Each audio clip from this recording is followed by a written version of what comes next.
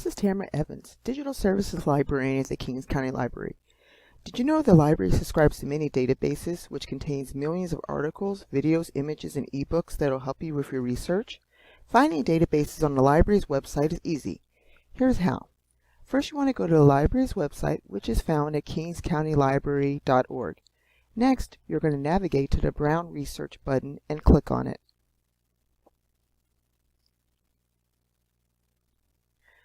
Once you've arrived at the Research webpage, you're going to scroll down until you see the menu labeled Databases, and then from here, you're going to click the blue button labeled See All Databases.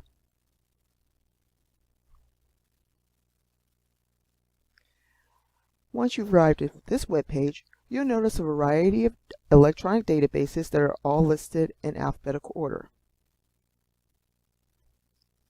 Once you determine the database that you're looking for, then you're going to click on the area where it says click here for access.